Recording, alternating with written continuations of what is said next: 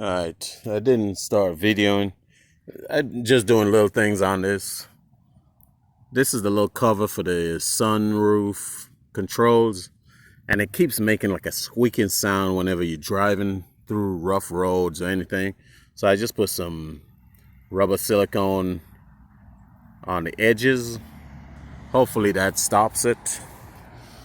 Then my problem is the glove box. Now to take off your glove box, you have 1, 2, 3 screws here, and that takes off the glove box at the bottom. You should have 3 more at the bottom, and then right here it hooks into this section next to the radio, and you'll pop it out. But my problem is it won't lock. Well, it won't shut close because that does nothing. And the little pins are just pulled in. There's no way of getting in between here that I know of. So what my plan is to do is to cut an access port through here. It's in the back. I need this thing to close. Sometimes I have a weapon in there and I need it to lock. So I'm going to use my little multi-tool and cut through this section here. Okay, I just cut a rectangle out of there. Not the prettiest. I don't really care because I'll be sealing it back up pretty good if everything works out like I think. Need a screwdriver, small control screwdriver, flathead, and pop it out. It looks like the worst possible spot that I could have cut out, but it was the place I needed to cut out. This one right here, it is just falling out. The stopper that's right there to stop it came out. This one here is still in. What I'm going to try to do is get a screw, put it in there that's going to be wider so it doesn't fall back out.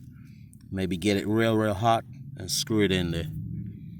The spring was off. These 2 end pieces here, there and there, is the pieces that goes into that little slot right there and that slot right there. And then these 2 pieces here go on the back side of this. So I'll go ahead and get that back together. Okay, I cut this screw here, as you can see, real short. It's might be a little less than a 1/4 inch, 3/16 of an inch. And I'm going to screw it into that one right there. Now don't get it tight. I got it real hot so that it'll go in. And now that's all I want to do, just snug it there so it can't fall out anymore. Now I can start getting this back in. You can't see what it's going to do, so I have to just feel it. Once I get it, then I have to plastic weld it back in together. Okay, I had to open it up a little bit more, so I would advise just take out that big chunk right there, because this piece here wouldn't pass it. And on the other side, same thing, the other piece comes up over here. So now I'm going to clean it up, plastic weld it, and then plastic weld this piece back on. Everything is on correct now. That's how it works. And on the other side, same thing. So go ahead and plastic weld that. Okay, I couldn't find my plastic welder, so it's better if you had a stainless steel screwdriver, flathead, something like that. And what I do is come in, let's see, and just melt the 2 plastics together. And that's why people that do this here will tell you have to get the same type of plastic. Well, because some plastics won't stick with each other. Now this is just a rough put together. I'll smooth it out at the end and everything. But that's what I do if I can't find my plastic welder. I don't think I showed earlier. Those spots, I tacked it everywhere so it wouldn't fall in. And then I started doing the weld all the way on it. Alright, I got it all done. It's hard. Now I'm just going to take a file to it or angle grinder and just polish it out. You know, it might not look as clean as right here, but it'll not be sharp. It has some little sharp edges down here. I'll clean it all up.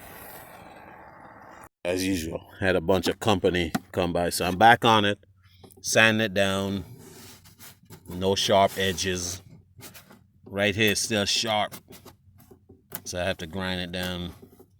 And all I do is I take this here, and it's almost like you doing TIG welding.